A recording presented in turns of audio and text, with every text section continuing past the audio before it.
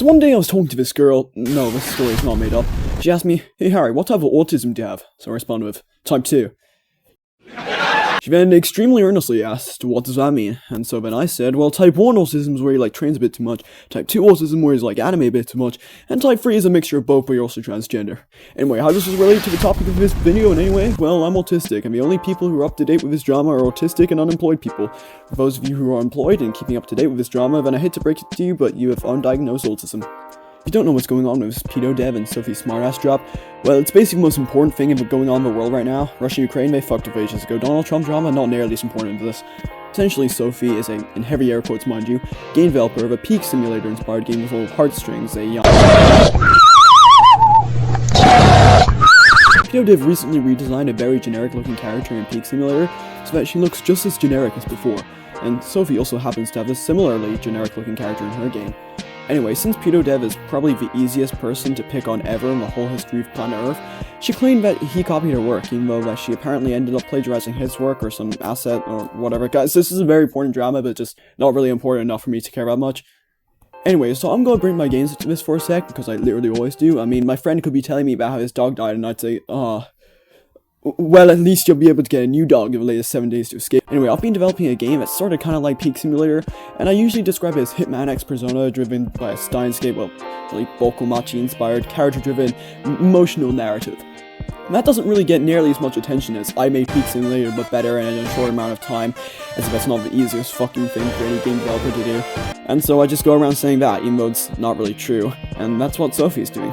I'm telling you right now, she doesn't actually believe that Pedev copied her work, but Pedev wronged me is a much more appealing title than, hey guys, a character in the game I'm ripping off sorta looks like a character in my game and I feel sad. Aww. No, she's just doing it to generate controversy and get people talking about her game. But you see, it sorta kinda completely fucking backfired. Nobody likes Pedev, obviously, so she just assumed if she made this claim that everyone would use it as yet another chance to pick on Pedev and she'd get free marketing. But by this point, absolutely everyone ever has said that Pedev did something shitty to them. My dying grandmother even said that Pedev gave her fucking lung. What I'm trying to say is that everyone's sick and tired of picking on Pedev and sort of just wants someone new to pick on instead, and this really was the perfect chance.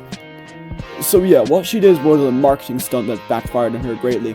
She didn't really do anything that bad, and I mean, don't get me wrong, accusing someone of plagiarism is really serious, but accusing Pedev of plagiarism isn't really on the same level at this point as accusing anyone else. But you may notice that this video isn't 2 minutes long, and that there's a second part to the title, and that's what I really want to talk about.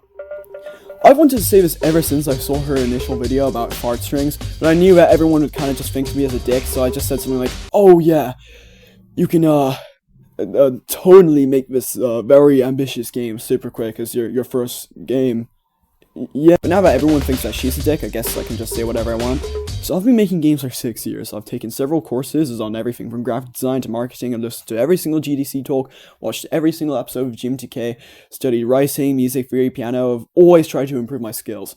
But when you make your first game, there's no fucking skills to improve. You don't even know what your skills are. I mean, you can't judge how good your game design, programming, or music skills are when making a game until you make a game. Game developers will always tell beginners to make tons of small mobile and arcade games when starting out to quickly improve their skills, and that is what you should always do. When I started out game development, all my ideas, while extremely easy for me to make now, were way out of scope for a beginner, and for a solid year I made no progress. But then I started making arcade games, my skills began to improve dramatically, and I found myself developing massive games all of a sudden. Now Sophie, for her first game, is trying to make a better version of Peak Simulator, a game that was already the first game by its developer and turned out terribly because of that. Now would you like to see my first public game? It was a fucking cow! Sophie also suffers from the exact same problems, as a developer mind you, that Pedev does. She's not able to put together a competent game, she completely lacks any sort of game design knowledge, and she knows it. And her husband, who's a programmer for the game, clearly doesn't either, going off some of the relatively bullshit claims on this channel. Not to mention the fact that her husband had never even touched not only a game engine, but any kind of game development before this project. If you don't want to believe me here, I'll give you a quick example of incompetence. So, Rice in this video right here, when she claims to be a game developer in the title, almost the second the game starts, she begins to change the graphics settings, where she doesn't even know what half the fucking settings do. Those settings are intended for people who are just playing the game, And now, while this would be a very small, almost petty example if she was able to demonstrate competence further throughout the video, she instead consistently attempts to give critique on the game, but isn't really able to due to her lacking knowledge of game development. Anyway, I went on a bit of a rant there. I don't have a problem with beginners not being the greatest at making games, but I do have a problem with beginners who retain extreme arrogance and constantly lie. Sophie has demonstrated that she's a former in her videos where she attempts to critique Yandere a simulator despite not knowing how to, and she's demonstrated the latter in her videos where she talks about her own game. Sophie immediately promised that she was giving the world this very ambitious project as her first game, and basically just kept making completely baseless promises until she showed gameplay of any kind. Though I should probably add that she didn't actually show said gameplay until months after she announced the project, and the gameplay that she did show was comically bare bones. I know that she's a beginner, and I'm definitely not, but she's pretending as if she isn't, so I'm going to treat her as such. When I began making my game, I had the same features that she showed off in the gameplay footage, done in an hour. She's extremely arrogant and incompetent, and it does make me actually a little sad, because the game looked like it could actually come out really well stylistically.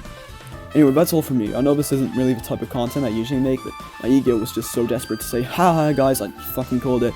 So yeah, I hope you enjoyed this video, don't forget to subscribe, and I'll see you all next time.